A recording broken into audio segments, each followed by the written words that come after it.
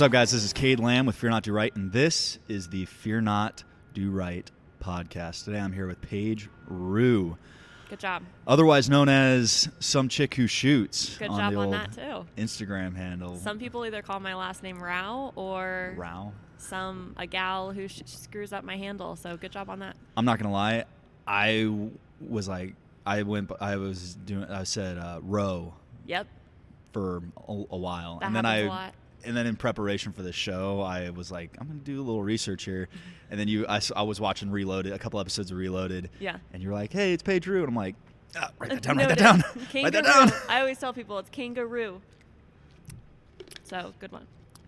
So you got a new season of Reloaded coming up pretty soon, yeah? Oh, I'm so excited. So, yeah, I do a show with Turning Point USA, basically all firearms and the Second Amendment, helping people with getting involved with firearms, firearm safety, all that kind of stuff. So season 1 was definitely like cookie cutter, behind the counter, educational, and I'm glad we did that. I think it like kind of got our feet wet. But this season I have a new producer, and he is like creating my family and my life as reality TV show, and his theme is Kardashians meet Pawn Stars. And it is legit. I'm so excited. So Kardashians meet Pawn Stars. Oh yeah. And if you're on my Instagram or know anything, see us in like real life, my family on the range and stuff, it's perfect. I love it. I'm so excited. So it's taking a little bit longer just to kind of like revamp the show, but I'm just being patient because I know once we revamp it, it's going to be legit. Is there a best shooter in the family? So this is funny. We actually talk about this a lot. Obviously, it's between my dad, my brother, and I. I think for accuracy, competitiveness, it's going to be me. Long range, well, like a combat accuracy, yeah, I would say more like a fast and hard. Speed, okay. Yeah. I'm curious, though, because I haven't shot against my brother in 8 or 10 years.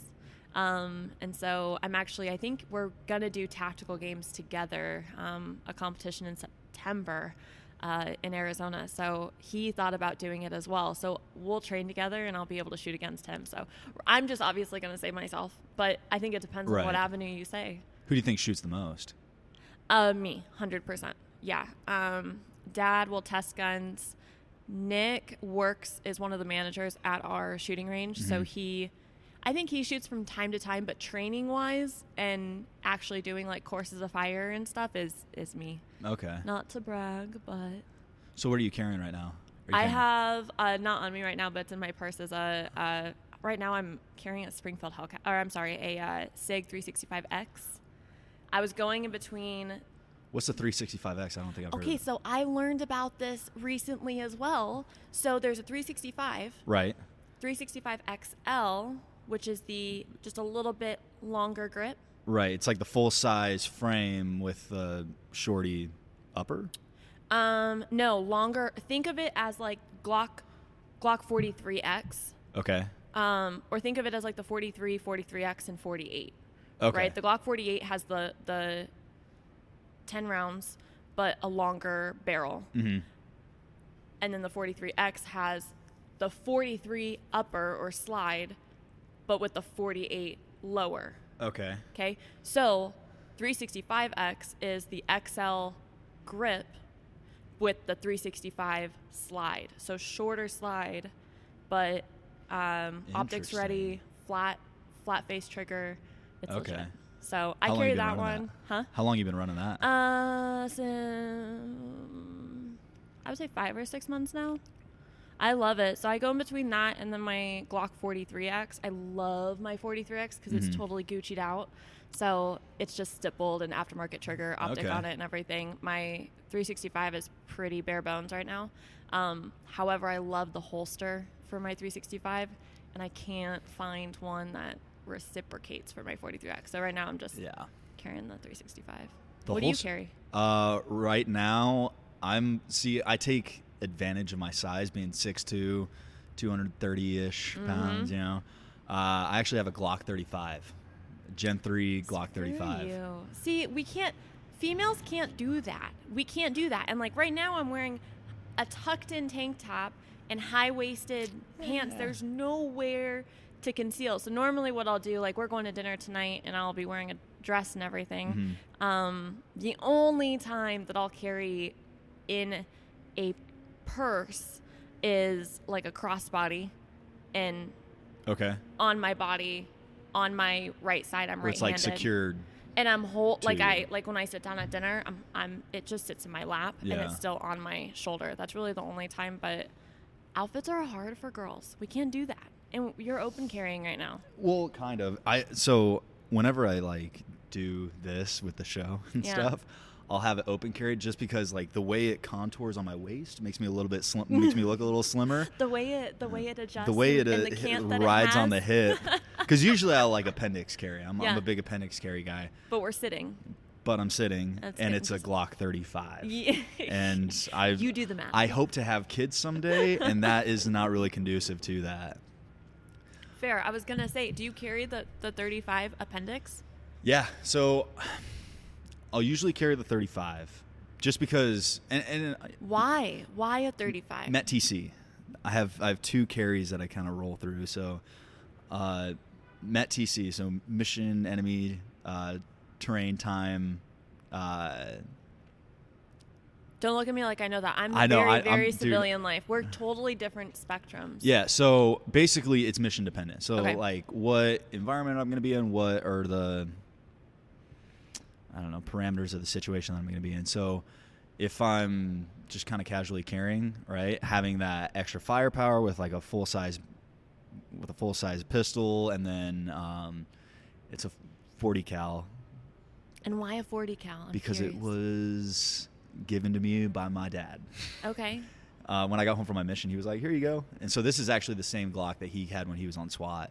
Okay. So it's got some like sentimental value. A little bit. And it also has like 10,000 rounds through it. So, people are always spending money and like Gucciing out their Glocks. You trust it. Dude, have you ever shot a Gen 3 Glock that's had 10,000 rounds through it? I have. No, I wouldn't say 10,000, but I have a Gen 3 19C. Oh, love that thing. It's smooth. It's stock. And you don't need to throw in aftermarket triggers or anything. It just gets it done. It just works. Gen 3 is the, like, 19 Gen 3s are the golden child, and they stopped making them. Yeah. Last year, I believe.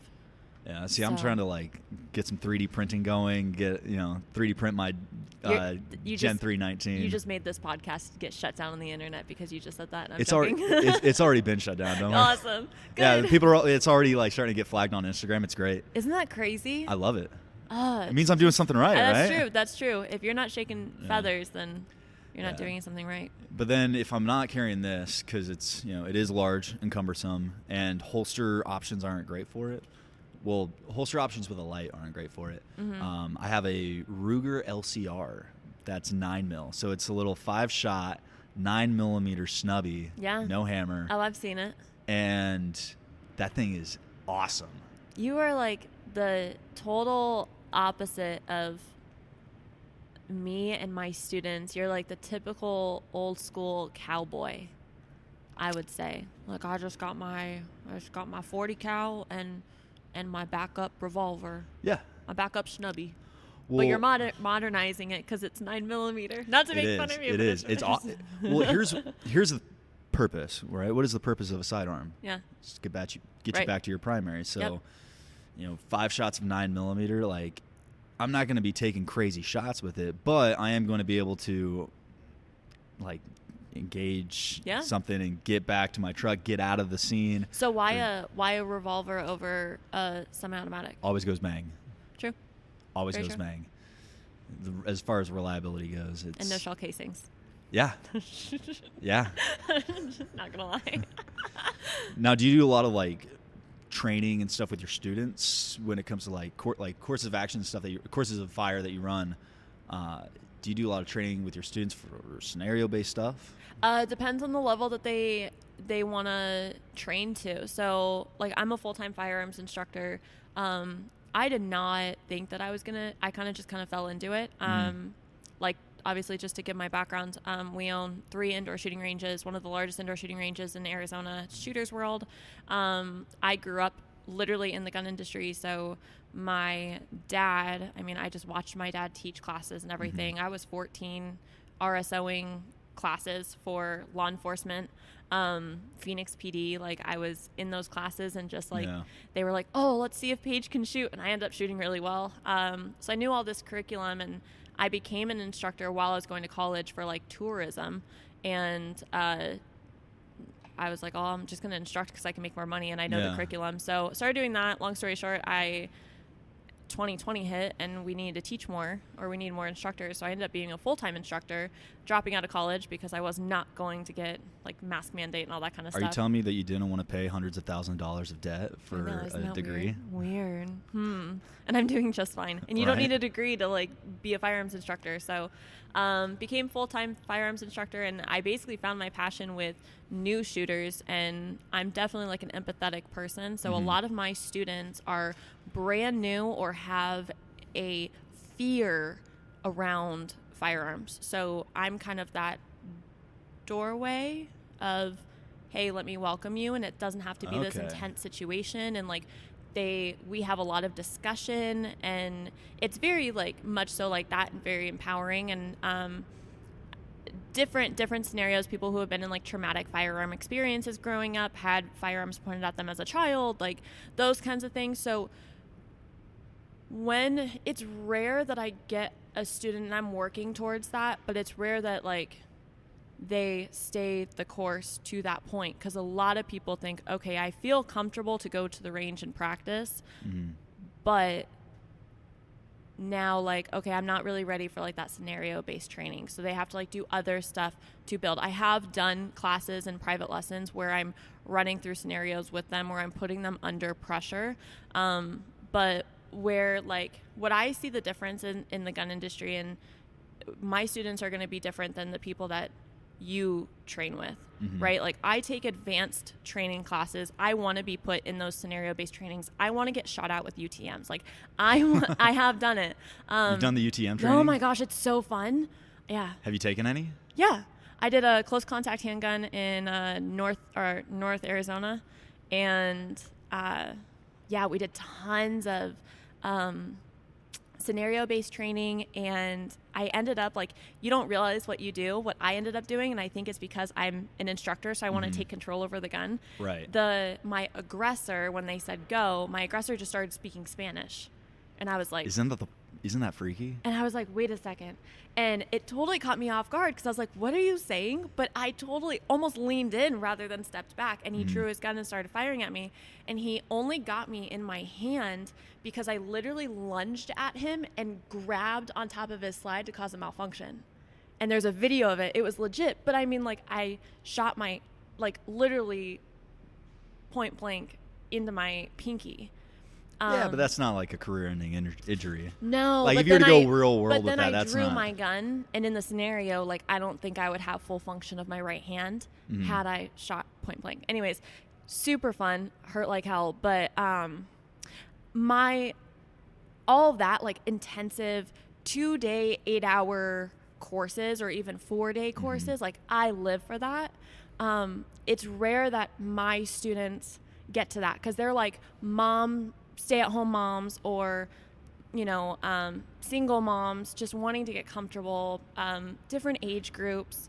And so I invite them when I take those classes, and I kind of introduce them to like what scenarios would look like when we're on our range. But it's rare that they want to put themselves in that stressful situation, which I think is interesting. And I try to like understand that, because I think that is an interesting gap. Like they want the firearm training to a point, and they're willing to be uncomfortable, but making it a reality is, I think, different for some people. Where we're like, yeah, right. But some people are not open to that, and I would love to kind of break down those walls and push them towards that. And that's something that, when I'm taking those classes, I'm trying to get an understanding of that so I can push my students to take that. Changing it from more like a firearms what term would I use? Like a firearms familiarization to like actual getting into gunfighting. Correct. And I think a lot of these, like, when I started instructing, I always thought I'm not going to be a full-time firearms instructor because I know a lot of advanced things and topics. I don't feel comfortable teaching them because I feel like there are people who do it better than me. But what I started realizing is people come to me to get comfortable with the idea of a gun.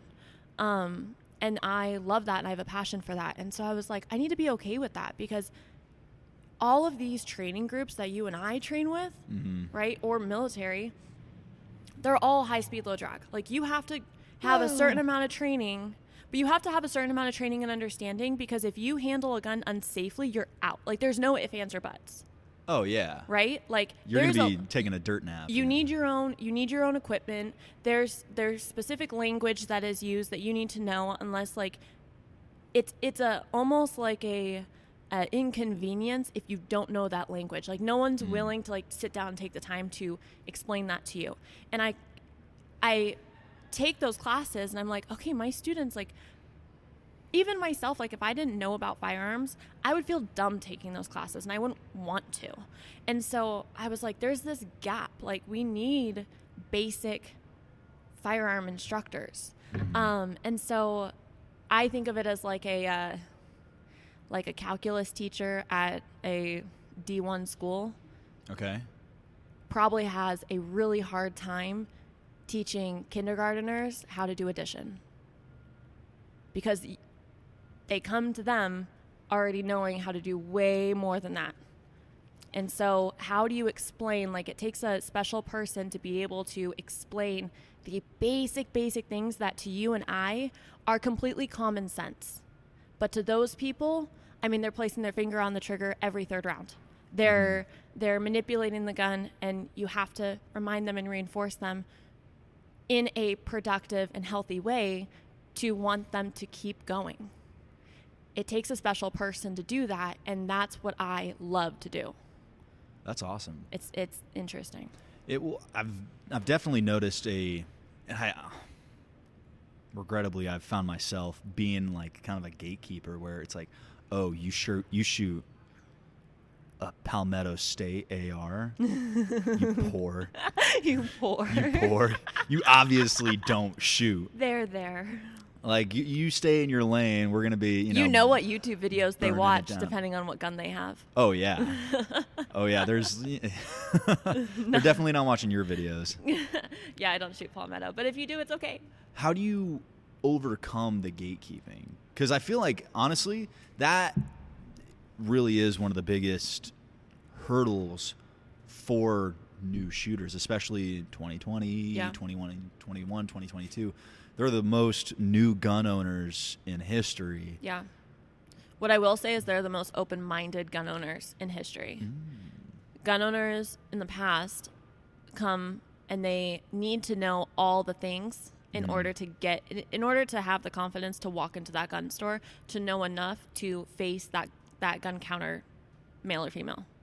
And so what they do is they will go on YouTube and they will go down this rabbit hole. And at that time, prior to 2019 to now, is there really wasn't a huge audience or market for females.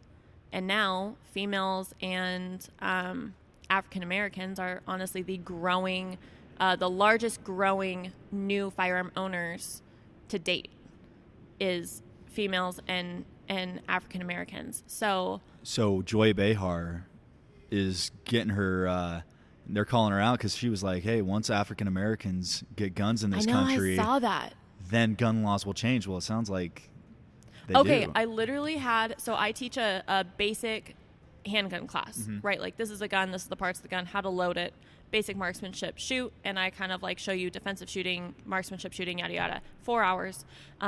It's at one of our shooting ranges. Open. I have a co-ed class and an all women's class.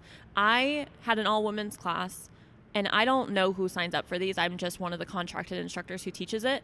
And I walk in, and not a single white woman was in there. It was all basically minorities, African Americans, and I was like, this is legit. Joy Behar would have been This is amazing. pissing her pants. And I was like, how do I like post about this or talk about this without sounding racist? Like, it's just like this awkward thing, but it was so cool to see, and they were all just crazy questions, kicked butt, but you don't hear about that on mainstream media. No.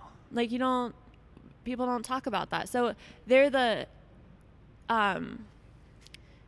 fastest growing, and what they do is, going back, I was like, where were we at? Because we'll just rabbit hole all day, I promise you. But they go, and so whoever's on that non-modern YouTube channel, they're learning about palmetto. They're learning about like the canted, 5 o'clock way to carry, and that's the only way to carry kind of thing. That's why I'm slightly making fun of the way that, yes, a total FUD. And so now they're way more open-minded, and we have a more modern market. There's a lot of other accessories and equipment and firearms for all age groups, genders, whatever.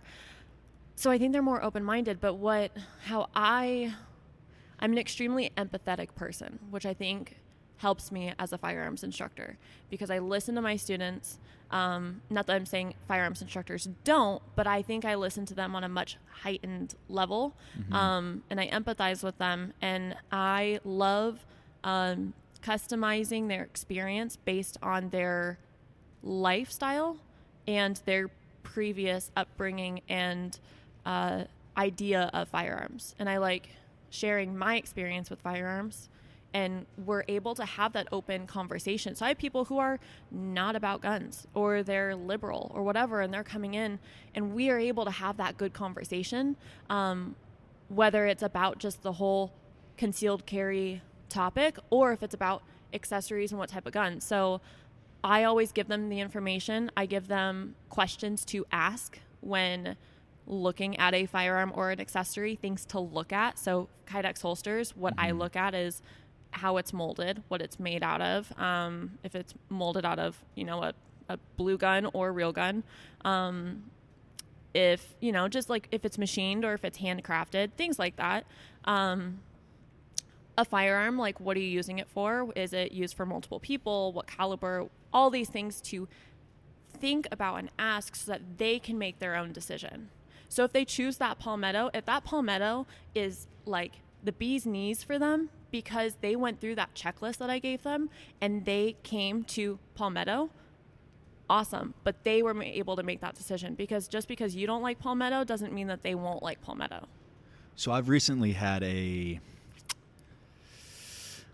change of view. Okay. So I had for the longest time I shot Daniel Defense, because they knock it out of the park. They consistently knock it out of the park. Yeah. But this rifle right here I built earlier this year, and it cost about half of what a Daniel does and shoots about twice as good. People, I think a big misconception and a problem that more experienced individuals, particularly individuals like myself, run into is the pride aspect of, oh, I do know better than you. Oh, yes. I've trained better than you. So, your garbage rifle over there is garbage. Whereas I was talking to the cleaning lady at my house today. Awesome. Because I had this rifle out on the table. She's like, oh, I just got an AR, like what's going on here? Like, what kind of rifle is this? But custom building it just totally opens your mind. You're like, oh, geez, all you really need is, like, you can buy a Palmetto State. You swap your barrel, gas tube, bolt carrier group, and trigger, and you're taking it from a budget AR to a high-end AR at a budget price.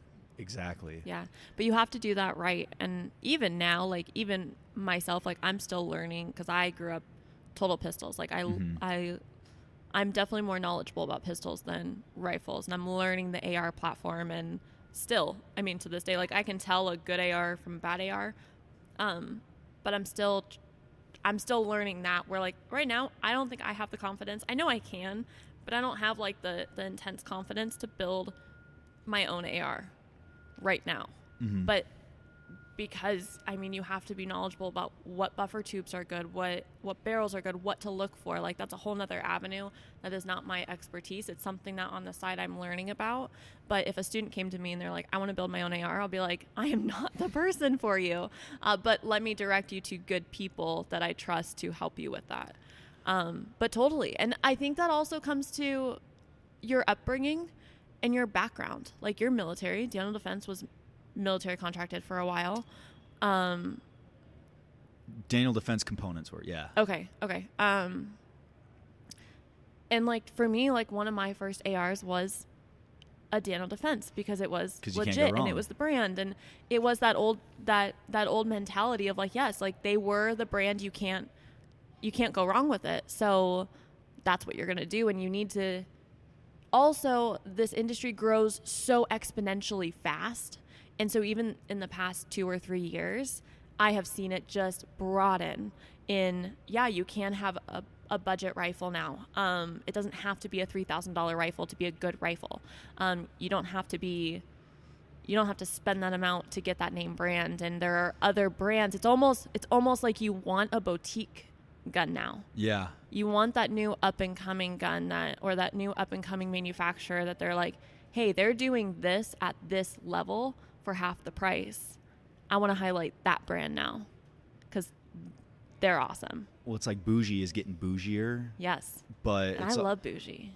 Oh, I'm big bougie. Yeah. Like that new 8.6 round that's coming out. Have you heard of that? No. So, Q, they do the Honey Badger, and they developed 300 Blackout. So they're doing a shout out to Q. If anybody from Q is listening, please send me please send me one of these. Shout out because just send two, by the way. The 8.6 round is they're taking a 338 Lapua projectile in a necked up 308 cartridge. I have seen pictures of this. In a 12-inch 1-to-3 right-hand twist barrel. Okay. It is sub MOA and subsonic, and you're reaching out, and engagement range is like 300 to 400 meters, 450 meters. A silent freight train flying through the air. I have heard of this. I haven't seen it though.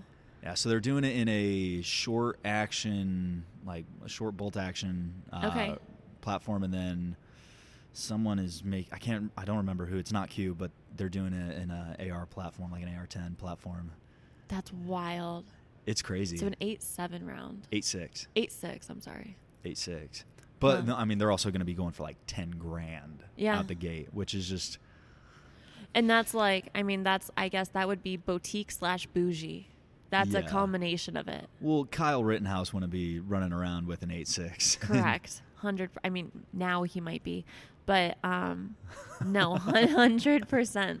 Well, I think it's crazy too, because like you look at dudes like examples like Kyle Rittenhouse. Dude had a Walmart AR.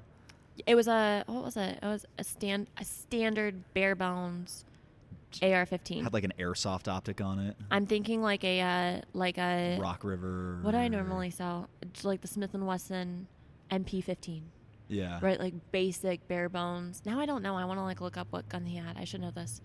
You can't text him? Total bare bones. You guys aren't homies? We're not on that level. I did interview him a few weeks ago. Really? Yeah. How'd that go? The poor kid, like, I wanted to talk to him about what he's going through, because I feel like we've definitely like kind of turned him into a celebrity, which I can understand to an extent, but you have to think about the age group that he's attracted to or attracting is people our age and younger, 18 to 26 or 18 to 30. Yeah. Right? Just that younger age group. And I think he's being deemed as a hero. I see that all the time on social media. He's a hero. And with the mindset of these youth, I don't want people to think that if I buy an AR and I need to put myself in that kind of danger, and I'm going to have the same outcome as Kyle. And I'm going to be deemed, and I'm going to go fishing, and I'm going to do all these awesome things, and that's going to be my life now. And it's amazing that it is his life, and it absolutely, like, everything was right about that, and a huge win for the Second Amendment. However, we're not talking about his his mental health. We're not talking about what he's going through behind the scenes. We're not talking about like how his decision, that one decision, is affecting his life, and that he can't go to certain places, he can't go to certain schools, and that's hard for a 19-year-old. Yeah. Like his entire life is ahead of him. We're not talking about that, and you need to make that decision. I think we need to talk about what the level, like, hey, just know how heavy this decision is and how heavily this decision could impact your life. That's it. We need to talk about that more. Just so that we're more aware. And so I wanted to interview him about that, and I did to an extent, but I could tell he's been interviewed so many times, and he's obviously still in a lot of lawsuits, so his answers are very calculated. Yeah. And I want like that. I want to be like, hey, Kyle, I just met you, so just break down all your walls and talk to me. And now, I mean, that was a I shouldn't have obviously assumed that, but that's something that I really wanted to do. This interview was like, I wanted the interview, and 20 minutes later they were like, we got you the interview, go over to him and meet with him. And I was like, oh shoot, like I thought we were gonna prepare. So it was good. It was really good. He did have a really good answer. I said basically what I was just talking about. What would you say to those to young people, or just people in general, concealed carrying, who have to make that decision, that life-changing decision? What advice would you give them? And he said, it's gonna suck. It's absolutely going to suck, but getting through it and being alive is better than not going through it. And I loved that answer. No. So it was good. It was good. He was a nice kid. I think it's bizarre how they use Kyle Rittenhouse as like an example of like, 18-year-olds shouldn't have guns. They shouldn't be. And I'm like, what are you talking about? What kind of mental gymnastics are you doing? Because that's a perfect example of like, so when all that went down, I was in Al-Assad, Iraq. Okay. But I'm looking around the tent, they're all 18, 19-year-old kids that I'm think they realize there that, with. though. Those people who are saying it don't have guns. And a lot of them, admittedly, have never gone through the process to purchase a gun themselves. So they're trying to enact all of this legislation to make guns harder to get. They don't even know the process right now. I think they think like you go to a store and they're like, I'll like a pack a gun and an AR-15. They're like, okay, here you go. That's not how it works. So I think admittedly, like that's the process that they have, and they're ignorant to it. But I also think that they live in this la-la land. Like, they don't know what people in the military are going through, and they don't realize that these kids are 18 years old going to war. Now, being in the gun industry for as long as you have, and also working at Shooter's World, do you think it's too easy, too hard, or just right in the process to get a firearm? I like the process now. I've never seen okay, so process now is like you fill out a 4473, you check certain boxes. What I like about, I like it because our store, our culture, and our employees are freaking awesome. So we get to know our customer. So we actually, like, the ones who probably shouldn't own a gun, we can get that out of them. Some people might not put that energy into their customers. They might just be like, fill out the form, blah, blah, blah, go through the background check, which is fine. But there are some times where, like, some of the questions on the 4473 is like domestic violence, marijuana, things like that, and they hesitate on it. And so that's an easy factor to filter of like, hey, like, you beat your wife, you can't own a gun, like like straight up, and that's easy. I think I'm back and forth on this because I think 5 years ago I would say some of this, like the enhanced background checks or the universal, where like having a background check at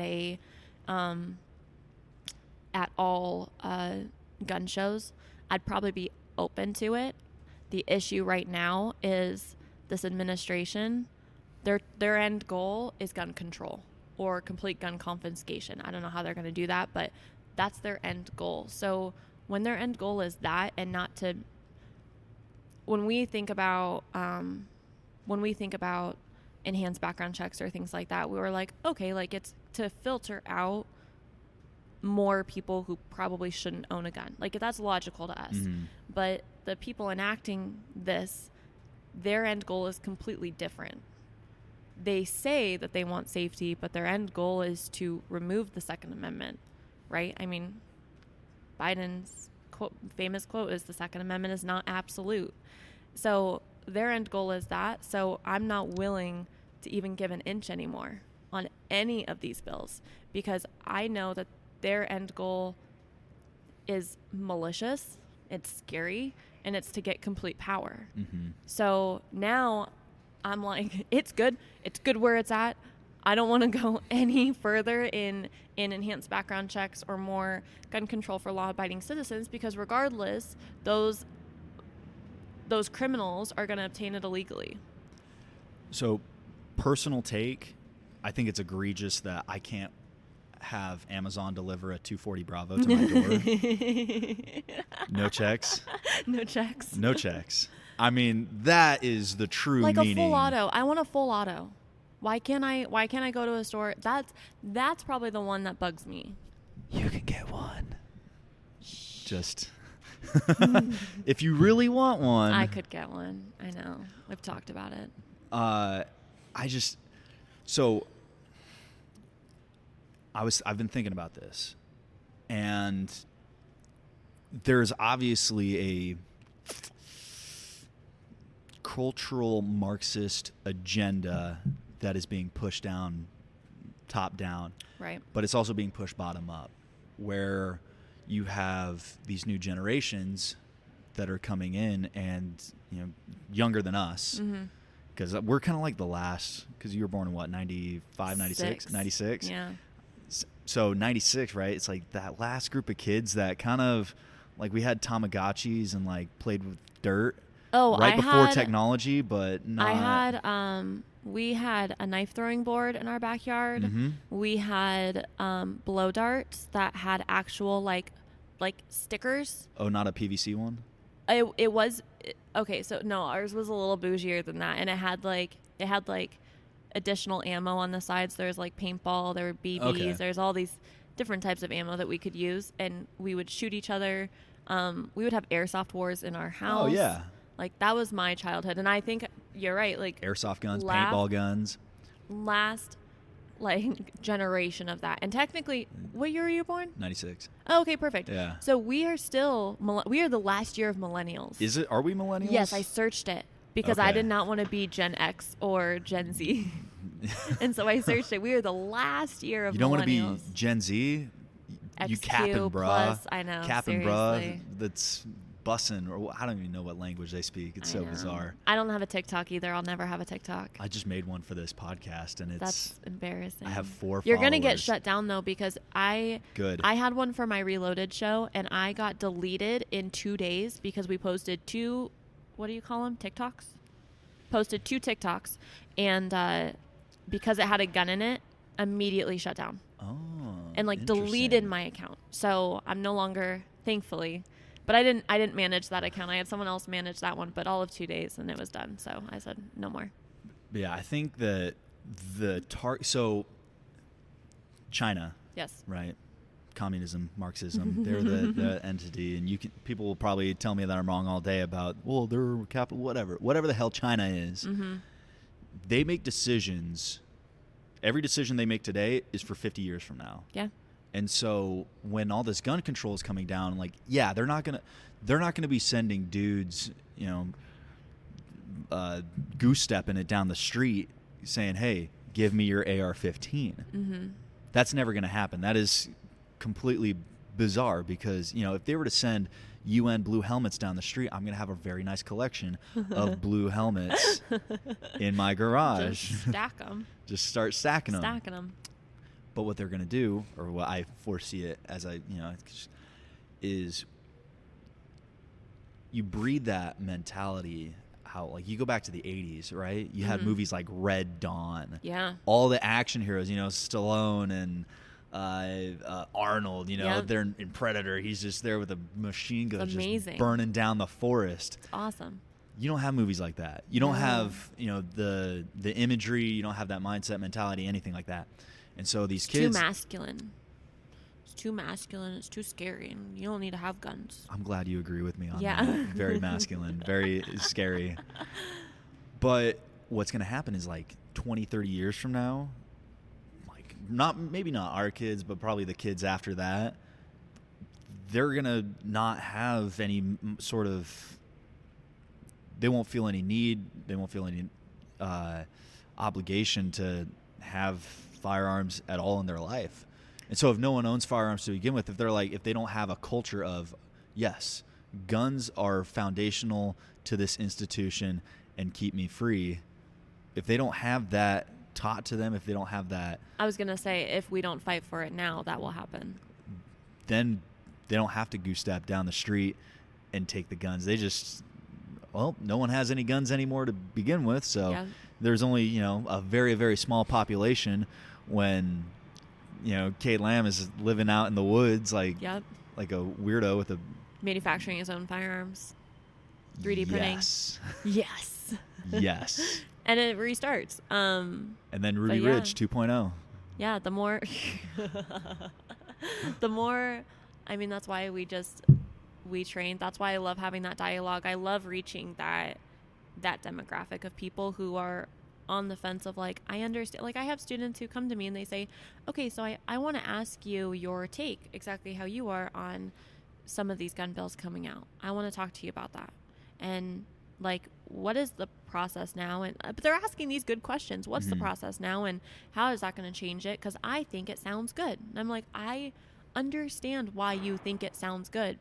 Like I said before, 5 years ago, I think it sounds good too. But here's the trend that I see. Here's the trend that I have seen. Here's what I think their end goal is, which is why my decision is this. And they are like, oh, I see it like that. But I understand this, like, high-end, like, high-speed, low-drag type of training, type of mentality with their, you know, like, part of my family is like, we need to prep and we need to have go bags and we need to have guns in every backpack to get ready. And if we have, if we have to get out fast, like, we can live off of 3 days. Like, we are here. You and I are here.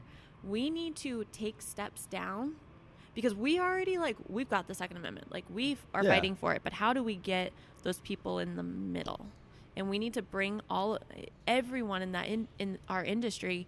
We need to step down and help them, explain to them why we are up here in the industry, why we won't budge, why we are so extreme on this, and educate that group so that we get more, so that we have bigger numbers. We need to not bring ourselves down. That sounds bad, but bring it back to the basics and explain those basics to people, because we need to understand that it's not day to day for a lot of people.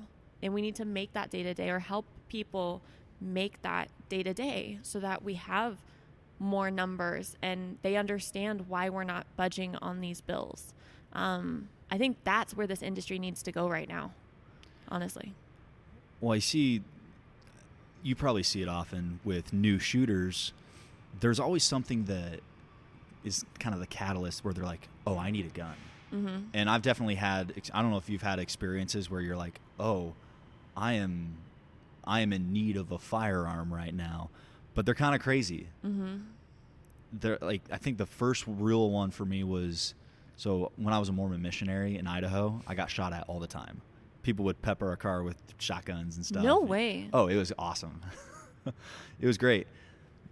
It wasn't until I got home from my mission, actually right out here in Arizona, actually right very nearby where I'm living right now, I was doing sales, like door-to-door sales for solar. Okay. And I just knock on this guy's door, and this guy starts cussing me out. And I'm like fresh home from my mission. I had been home for like 3 weeks. And this kind of switch flips in my head. I'm like, oh, I don't have to let this guy talk to me like that. I'm like, hey, man, like, you're cool. I'm cool. I'll get out of here, bro. Yeah. But, like, you just calm down. Yeah. Don't talk to me like that way. And he's like, oh, I'll talk to you over the FI. What? He reaches back, and he's got it ready to go. And he pulls out this AR, and he has it at a low ready, and it is pointed at me. Like, he pulls the trigger. It's, you know, it's a bad time. And I'm like, okay, man, like, you convinced me. I'm going to get off your property. Yeah. It didn't take much convincing, but you definitely have done it. And so I'm getting in my truck, and he kind of is like following me down his driveway. And then I start driving away. I see him get in his vehicle with his AR, and he starts coming after me. And I'm like, he starts driving after me. And we're out in the middle of the desert. And this is like 5-6 years ago, where there was nothing out here. And so I had this Glock on me, and I'm like, it's in my truck, and I'm like, holy crap, dude! Like, this guy's following me. I know he's armed. I know he's being aggressive. Well, now he's the aggressor. Well, I'm thinking to myself, I'm like, do I take him out into the middle of the desert and get into a gunfight with him, or do I take him to like a Walmart parking lot where there's cameras and like more substantiating evidence? Did you have cell phone service? No. I was gonna say I would have gotten that call recorded immediately. Yeah. But no cell phone. That's scary. And so I drove to the Walmart right here near, you know, and I parked in the back of the parking lot under a light where I knew I could see a camera, and I was like parked there, and I saw him pull into the parking lot right against me, and I'm like sitting there with my Glock in my lap. I'm like, dude, I'm about to get Western with it. And then he ended up driving off, and I'm like, oh my gosh! I called my dad. I'm like, Dad, there's a Dad. I mean, it's in Pinal County, and my dad's the sheriff. You know, like real smart move guy. But it was, you know, you're like, holy crap, man! Like, it's a good thing I was prepared, and had. What did your dad say? He was like, well, you did the right thing. Good job. Oh. Good thing you didn't get in a gunfight. Yeah, that's true. That's hard too, because I mean, you're on his property. The fact that he followed you. Yeah. But that mental conditioning. And you realize you're like, oh man, I am I'm either ready or I'm not ready, and I need to get with it. And I don't know. I haven't really had like I've been followed to work where it was during 2020, and I was driving. I lived about 45 minutes away from one of our ranges, and I had to take 3 freeways. It was all freeway, but 3 different freeways to get to our store. And I was merging from Freeway 1 to Freeway 2.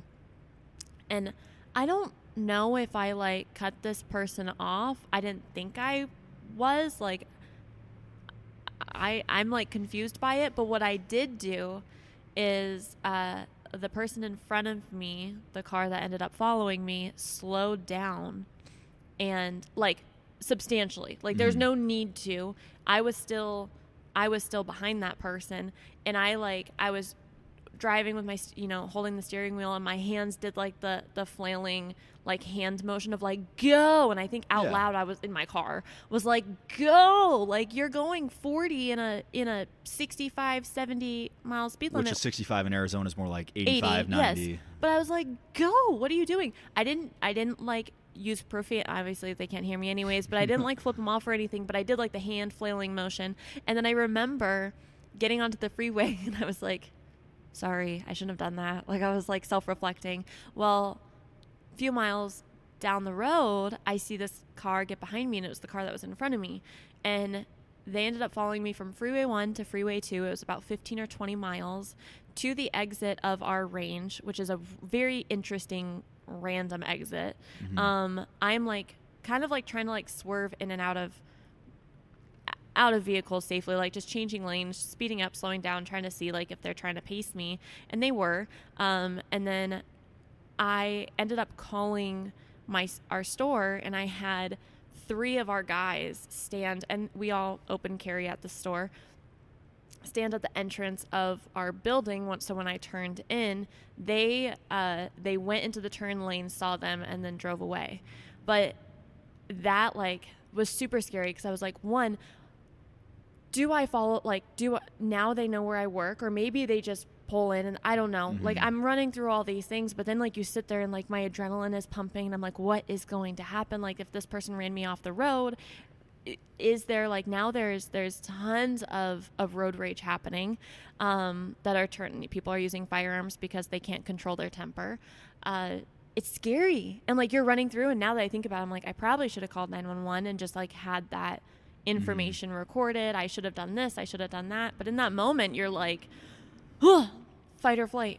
Yeah. Well, it's crazy. I'm a big believer of, I actually have a patch of it, and I rocked on the back of my helmet. It's, no one is coming. It's up to us. Yeah. And at the end of the day, it really is. Like, yeah, totally. You got to handle it. Yeah. Like, that, you're it. You're your own protection. It's like that phrase, when 1 seconds count. When seconds count, help is or police are only a minute away. Oh, yeah. Something like that, yeah. Well, it's people have become, it's kind of that mental conditioning, and I'm sure this honestly might be a good push for a lot of those new shooters who don't really have that, like, oh, I know I need to be familiar with a firearm, but I don't have the high-speed training or whatever that is going to be critical in those moments. But helping them recognize, like, hey, you really are, you're your first line and last line of defense. And they're so conditioned from having, like, oh, I'll just call the police. Yeah. The police can handle it. Oh, there's a fire in my house. The firefighters will put it out. Yeah. No, the firefighters put it out when your house is burned down. Yeah. The police do the report and draw a chalk outline of your body on the sidewalk. Yep. You know? Yeah, totally.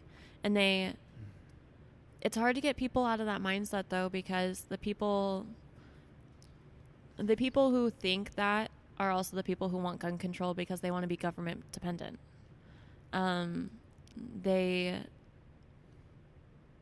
They want to live in that la la land. They want to live in that false reality that we put on social media, that we put on Netflix or whatever. Metaverse. Yeah. Oh, gross. But totally. And they don't realize, like, when they read about, the wars we had, they're creating their own history now because they don't want to believe the true history. Their truth now, right? It's their truth. Mm-hmm. Your truth is different than my truth. It's like, no, it can be, but there is the truth, like the actual truth. Somewhere out there. And they don't want to believe that. And that's where the fall is. They don't know what they want. It's so crazy. Like, the people who are relying on police officers are also the ones who want to defund police officers because they're so reactive. They're such reactive people. When a shooting happens, they want to ban. They're so helpless that they want to just ban guns because it's immediate gratification. Everything is immediate gratification. They're not willing to, like, actually dig deep and find, okay, why is this happening? Or what could I do? How could I better myself? How could I have done that differently? They're not self-reflecting. They just want to victimize themselves and find a solution to say, okay, I did something. Let's hope and pray that it doesn't, it works, and leave it alone, when really you barely put out that match and now it's going to start a fire. Do you think there's a way to grip these people and bring them to reality?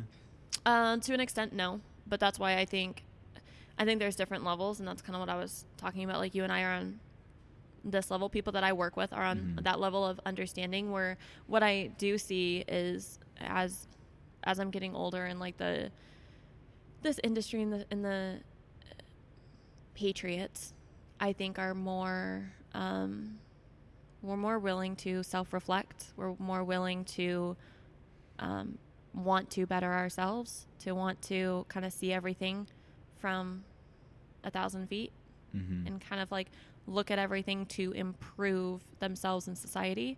Then there are the in-between people who are almost, I would say, more naive, where they want to help, but they're not able, they don't have the knowledge or critical thinking to see the issues. So they trust authority. They trust what people are saying. They trust what they are reading because they don't want to question authority. That middle tier is what we need to capture. The people on the other side of us, or the other side of the spectrum, where they're a different gender, they're their own truth, they're the people. I don't think there's helping them. I really don't, unless they decide to do it themselves. But there's really no. There is like the yelling and screaming and the absolute like opposite end what you see on social media with like, holy smokes, one, their hair color is something unnatural, and then I don't think there's really much help for them. They're down the deep end. I hope and pray that they are able to see the light at some point, but also they probably are thinking that for us as well. And we can't, like, we have to accept that we can't change everyone. But that middle area, like educating them, us taking the time to be empathetic and educating them on why we believe and think these things and these values will maybe help them make a decision and want to go one way or the other. For the standard Americans, gun owner or not, what do you think is the most important thing that they can do to secure principles of the Second Amendment? So as an American, like if we were to go down to the neighborhood right here, down the street, knock on any one of their homes, that family, what do they need to do day to day to ensure their Second Amendment liberties remain? I say anyone, gun owner or not, start by asking questions. Because the more questions you ask, the more knowledge and more power you are going to have. And what authority does not want is to be questioned. So, like I said, that middle group, going down that neighborhood and just knocking on a random person's door, have them, and I tell people this, I tell students this all the time. I actually travel to universities and high schools around the country talking about the Second Amendment. Really? I was in Buffalo a few weeks before the Buffalo shooting happened, about 3 miles away. Wow. I spoke to University of Buffalo. And they were awesome. There was protesters. I had police officers escorting me, but that's a different story. But what I tell them is what you can do now, because depending on what state you're living in as well, will depend on how you can obtain a firearm. And I'm not saying go out and buy a firearm, because that may do something, but it's not going to do much. What you need to do is look at those bills and be okay with not knowing what those bills mean, and ask those questions, post those questions on social media. Say, hey, I don't know what this means. Can someone explain it to me? Because then you're going to get opinions from both sides, and now you're just receiving free information that isn't on mainstream media, that isn't on CNN, and you are receiving this information. You're like, eventually you're gonna, and I got to this point about 6 months ago. I mean, I've been in this industry my entire life, and I didn't realize like the fight for the Second Amendment until I started working with Turning Point. And you realize like, oh wait, I don't need to be a gun expert. I don't need to know how to build my own AR to understand that these things just aren't lining up. Right. Like mass shootings or gun deaths. Like, Google what is a mass shooting and where are they getting these statistics. When the White House has a press release, they provide links.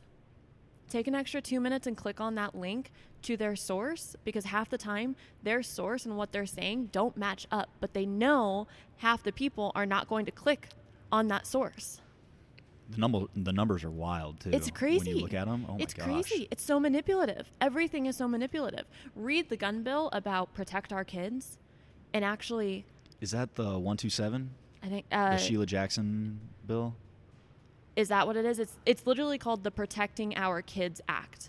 It's the one that was just It was introduced a few weeks ago. Okay, I don't and think it was I've read passed that through the one. House like almost immediately. It's the extended background checks, age from 21 to 18 of buying a rifle, or 18, moving the age from 18 to 21, the magazine capacity ban, all that kind of stuff. So ask yourself, like, when I read that, I ask why did they name it that? How does that correlate to the shootings in Uvalde or Buffalo? Because those were the ones that happened most closely to that bill, or what they say really pushed them to create that act, that bundle of bills. So ask yourself, how does that correlate? What did those shooters use, and what does this bill say? And how long have they wanted these bills to be pushed through? Like, ask those things. And like, why, like, to me, the first red flag would be, why did they name it Protecting Our Kids Act? One, I think they're manipulating and using our emotions. So definitely. Just asking those questions, be okay with asking questions, because if you think about it, we grew, everyone, right? We're grown up to not question authority, right? Respect your elders. Right. Respect authority. Respect police officers. Respect law enforcement. Respect whoever it may be, your teachers, your parents, your neighbors. Respect them. Respect authority, regardless on if you agree with them or not. And if you don't agree with them, or if you rebel against them, you are not a good person. You are deemed rebellious, right? And so as adults, we don't want to think that. So we are asking them to, I want them to be okay with being rebellious in that nature, and just asking questions. It's convenient to not ask those questions. Correct. It's just, it's way easier. And you're exactly right. Why it's so interesting how they name these bills. They're like, we need to protect our kids. I'm like, excuse me, Congresswoman who is presenting this bill, you voted to have late-term abortions. Yeah. You want to protect our kids, huh? Yeah. That's crazy. Put your head in an oven. But think about those things. And something that, I want to start doing, and we can start doing, is the information that we have, because this is our job, right? Like, we do this a lot, of questioning these things, where we read those bills, or we can use our education, and our knowledge, and put those questions out there for people, so they don't have to. But it takes courage. It takes courage to rebel in that way, or it takes courage to ask those questions. So what we can do, and if you're listening, if you have like the information, instead of saying like very harshly, like, this is why we can't do this, blah blah blah, it's like, hey, okay, this doesn't add up, right? You want to protect your kids, but hey, did you read this as well? Like, she voted for late-term abortions. Just putting that out there. Like, just put those things out there so people can see that, and you're helping them ask those questions. And I think this may be a little bit too, tinfoil hat. I know. But these tragedies don't just happen either. I know. Okay, I'm totally thinking that too, but I don't want to be... I'm going to say it. I did post something on my Instagram, and I said, did I call the Buffalo... I think just the Buffalo shooting? There's another shooting in San Francisco or California, somewhere in California, before Uvalde. And it was... I totally called it, though, and it blew up. But basically, I was... California deemed the age restriction. They had an age restriction on youth buying firearms, or 18-year-olds buying firearms. So you had to be 21 to purchase an AR. They had a ban on that, basically. Exactly what they're trying to do on a federal level. Yeah. They actually deemed that unconstitutional 3 days before the Buffalo shooting. Really? And so it was reversed. It was a huge one for the Second Amendment. I ended up going on Turning Point, their live show, to talk about it. And they were like, what do you have to say about this? And I said, honestly, I think it's a huge win, but I'm not going to hold my breath. I'm not going to celebrate, because how much do you want to bet there's going to be some sort of event involving an AR-15 and someone from the ages of 18 to 20, under 21, committing this crime? Who's and been radicalized. the next day, oh my gosh, Buffalo happened. The next day. Did you watch that video? Yeah, I did. It was wild. And we again, like tinfoil hat and being super morbid, but like some of it just doesn't look right. Did a good job clearing his corners. It doesn't, something is off. Something is like not right about it. Or like how a questioning trans kid in Texas comes across a couple Daniel Defense M4V7s and some EXPS3 EOTechs. And yep. That's bougie, my boy. How did they obtain it? They don't talk about how he got it. Or did he drive and bought it? Like I can tell you exactly where I got my guns. I can tell you who I bought them from. They can tell you about me. Like there's a little bit of a relationship. I'm sure you guys have that over at Shooter's World. Like, yeah. Well, we have paperwork, obviously. Yeah, you have paperwork. So, and I mean, if he's only 18, you got a 12-month window that he's purchasing these weapons if he purchases them. And didn't he? I think what they said is that he drove from a different state, Virginia. Don't quote me on this, but he drove from a different state. It was like 2.5 to 4 hours or something like that. Purchased the firearm from a gun store, like a mom and pop shop. No, I'm sorry. I'm talking about Buffalo. Oh, Buffalo. Yeah, I'm talking about Buffalo. I'm like, 4 hours from Uvalde is Texas. Sorry. In any direction. Sorry, no. Buffalo. And they, he purchased this from, it wasn't a gun store like ours. Like ours is a very modern gun store. We're going to have legit EOTech and Daniel Defense and all these like military type name brands. A home, like a mom and pop small shop / pawn shop type vibe. Do you really think they're going to have that? Like, there are questions to ask. I'm curious what type of ammo they used and what FBI and military uses. I think they use M855A1 55 grain ball, but I would be interested in what those casings are. Yeah. At Uvalde, and they don't like. I want to know. I want to know that information. What type of ammo were they using? Like what? Where'd they buy it? What the process was? That actually is a very good. Ooh, that would be a good inquiry. Yeah. I mean, those FBI guys are. Sorry to any FBI guys out there, but you're really bad at blending in. Yeah. Really. So I actually drove through Uvalde 3 weeks ago. It was like a few days after the shooting happened. I was coming across country, just so happened to be. Yeah, in the timing was area. just good and bad. There. And I drove through Uvalde, and I stopped at a gas station there, not even thinking about it. And I'm in this gas station. There's like 5 FBI dudes in there, all trying to look not like FBI dudes. And I'm like, come on, dude. Like, your 5'11" tuxedo is not, in Uvalde. In Uvalde, immediately after a tragedy happens, you're not really blending in. Yeah. But it takes it. And what's sad is that we are courageous enough to ask those rebellious questions that now we have to like say like my tinfoil hat. You don't even have to say that anymore. Like, I'm just asking these questions now because they might sound morbid to some people, but they're worth asking. People that I say are on that kind of like middle ground, they don't even they can't even fathom. I was talking to a student. She goes, I think kind of like we are. Like, she goes, I don't want to think that. And she wants to almost like make her brain not think that. But she goes, why would they? She goes, I think what's happening is, yes, like FBI or someone is involved. And these kids are being taken from their families, but they're living in like a different world. And I said, you're almost there. But these people are evil, and those kids are a number to them. Yep. And a step closer to their end goal. And she goes, no. And I said, yes.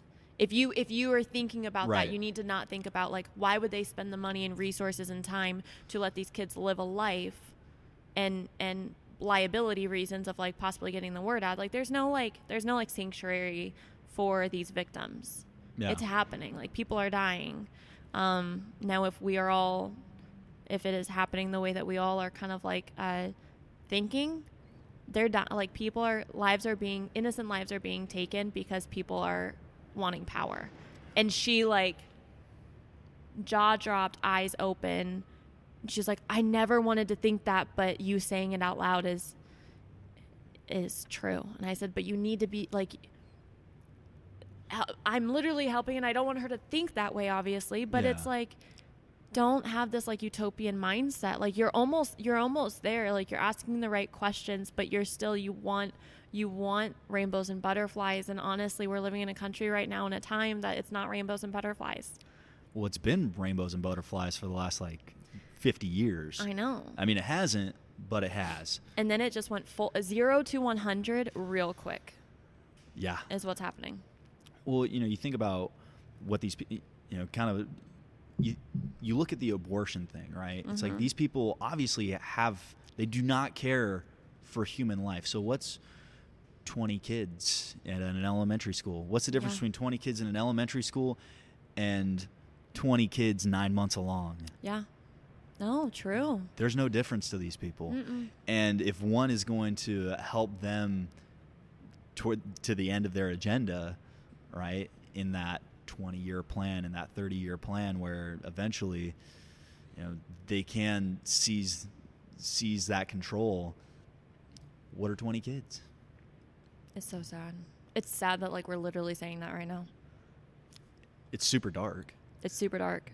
But I mean, and it's going to get turned and be like, Kate and Paige don't like kids and don't believe in the lives of the kids. But it's like we're asking these questions because we believe people don't care about kids. Look, in like 12 years ago, there was a guy, a hero. He said there's an island where there's a bunch of kids getting raped on this island. Yeah. And everyone was like, dude, you're crazy. And lo and behold, yeah, there was an island. There comes Epstein.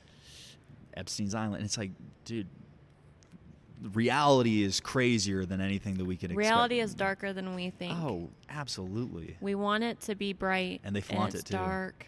They flaunt it too. I'm curious. It's going to be an interesting 5 to 10 years. Well, I live by, I have a different set of gun safety rules that I live by. Okay. So normally you teach like, treat every gun as if it's loaded. Yeah. Always keep your finger along the frame. Never aim a gun at anything you do not intend to destroy. That's always all military. Be aware. Know your target and what surrounds it. The target and the back, what behind it, and what. Keep control. Listen, those are good.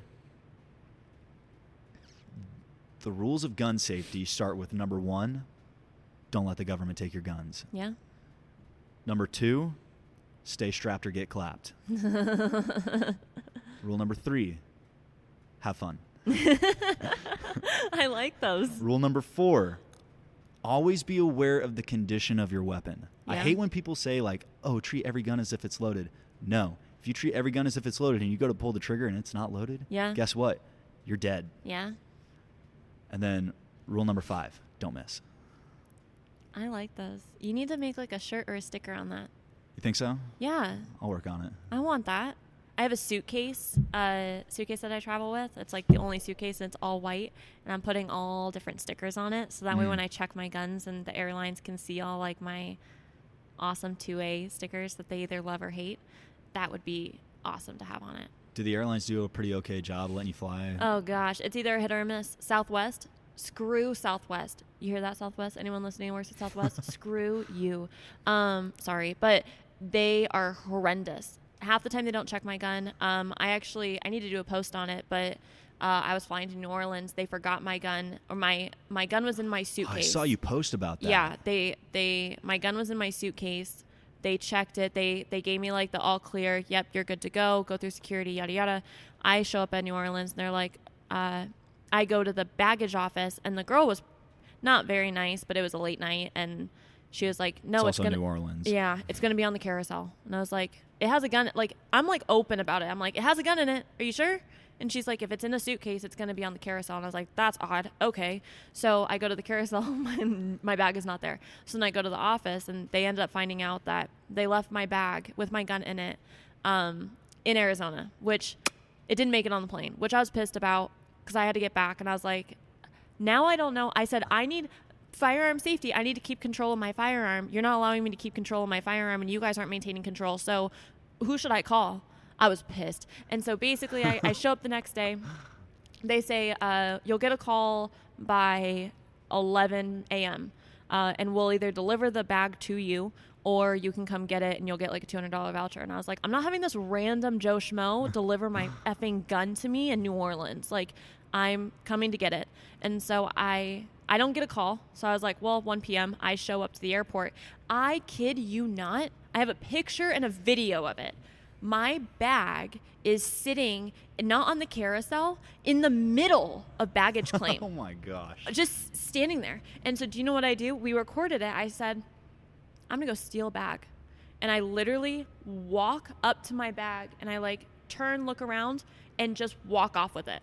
And I leave the airport. I end up walking back in, go to Southwest, and I recorded the whole conversation because we're making it part of a Reloaded episode because it was so gnarly. But I lost my mind. The supervisor was really nice. Like, I was definitely stern, and I was like, do you understand like the magnitude of this? Like, if someone just walked off with my bag, and he was like, well, if it's in your case, if basically their thing was that if your gun is in your baggage, like your actual suitcase, they treat it as a normal bag. And I said, that is the dumbest thing that I've ever heard. It's still a gun. Yeah. Do you understand that? Like, it's still a gun. So I'm keeping it in there because it's a small box, and I don't want that to get stolen because it's a small SIG box. Anyone can just shove it up under their jacket or whatever. Do you know how dumb that sounds? And so I'll never fly Southwest again. And then when I checked it from New Orleans back to Phoenix, they had me like sign the thing, put it on top of my box, and I was like, you don't want to like open and inspect the gun? They were like, no, we don't really do that. And it came right back on the that one, it actually showed up, but it right back on the carousel. So American does really well. They put a green tag on it. Mm-hmm. They're so nice. They walk you through everything. You sign it. It's very, very step by step, and it is delivered to the baggage office every time. Well, I think the biggest issue there was that you were in Louisiana with no firearm. So sketchy. It was so sketchy. Thankfully, I was there. Thankfully we didn't Uber. We had someone rent a car for us, and they picked us up. But I landed at 12:55 in the morning. I mean, it's like if you were to take Jacksonville, Florida, and make an entire state out of it. That's Louisiana. And not only are you in Louisiana, you're in New Orleans. It was sketch. So, you're brave. That was I brought my gun. I wasn't expecting the airline and I literally told one of my admins, she was flying with me for the show. She was like, I'm curious to see this process. And I was like, oh, I fly with my gun all the time. I said, do you know what you do? You put the gun in your suitcase, and then your clothes are like your suitcase is never left behind because they can't lose track of your gun. And in my head, I was like, I totally just jinxed myself. And lo and behold, I literally jinxed myself on that exact trip. Wow. It was great content, though. It's going to be on season 2 of Reloaded. So when is season 2 dropping? Okay, so I don't really know. It's going to be in probably like a month to 6 weeks, 4 to 6 weeks, let's say. Because we want 4 solid locked in episodes. We have one locked in. The other 3 are like rough draft right now. So we're reviewing all that. We want 4 really locked in, just because it's very lifestyle. It's it's a different layout. So we're making sure that's squared away before we launch it. I'm willing to be patient because it's going to be so legit. But basically, you can watch it on. It's going to start on YouTube. I'm sure I'll have it on my website, somechickWhoshoots.com. You can go on tpusa.com/reloaded, or YouTube Reloaded has all of my videos as well. Awesome. Yeah. Now, where can we see what you, Paige, are doing? Oh, what I'm doing, if you care, I'm fun. Is Instagram, somechickWhoshoots with underscores in between. Okay. Or my first and last name. You can search me that way. I'm not shadow banned right now, so Paige Roux. that's my day-to-day lifestyle. I do a lot of training stuff, what I'm up to day to day, fun stuff like that. So Instagram's the best one. I really am only on Instagram. Yeah, we don't do YouTube. I just stick with Reloaded. And Free State, right? Oh, I am on Free State. Yeah, I have my cup. Look at you go. I'm proud of you. I just got on there. I know, I saw. So Free State is an amazing, amazing social media platform that I'm actually starting to move over to. There's like 6 of us on there right now. No, there's actually a couple thousand. Really? Oh, yeah. So it launched literally like 4 weeks ago. Wow. Yeah, like actually launched. But Free State Social, it's available to Android and Apple. Download that. It's amazing. I actually wear my Free State hat all the time. I love it. That I am on there as some chick who shoots as well. Or Paige Roux, you can find me on there. But I do a lot of like extra behind the scenes lifestyle stuff that I do not post on my Instagram. Okay. Yeah, because there's a little less people, so I keep that one a little bit more personal. So if you do want to see that side of my life, that's on Free State. Very cool. Yeah. Now, I've been asking this towards the end of every podcast because for those people who follow me, they've seen that I'm a big steak guy. Yeah. I did that carnivore diet for like 6 months, and it was amazing. No way. I had a ribeye steak every single night for like 6 months. How was that? Incredible. First of all, I lost like 30 pounds. Not that I really had 30 pounds to lose, but yeah. I just felt amazing. Like mental sharpness, acuity, physical performance in the gym, sleep, everything was just through the roof. It was amazing. But I have to ask, how do you like your steak done? Oh, almost mooing. Almost mooing. Yeah, so. Do you have a particular cut that you go with? Medium rare. No, because I'm not really like that knowledgeable in it. I'm not that great of a cook. Like grilling, I just found out how to turn a grill on, not gonna lie. However, I guess like fillets, that's pretty basic, huh? Okay, that's like a filet mignon. Yeah, mignon. Mignon. A good ribeye. Big ribeye guy. I do like good ribeye. But yeah, medium rare, like very red in the middle. It's okay if it's bleeding. So rare? Basically rare. Yeah. Okay. Yeah. Very cool. How was yours? So I am a prime ribeye. Okay. I like it about 18 ounces, or like 1.25 inches, 1.33 inches. You've thought about thick. This. And then I prefer my cast iron because I've seasoned it for over a year. Okay, so steaks and cast irons are really good. Oh, big time. Yeah. Well, I was also living in the barracks on Fort Bragg, so I can't be like grilling all the time, and it's just all expensive for charcoal and stuff, so I could just cast iron, and I cook to about 129 degrees internal temp. Okay, so for people like me, what color is that in the middle? Pink. Okay. Yeah. Okay, so like a medium.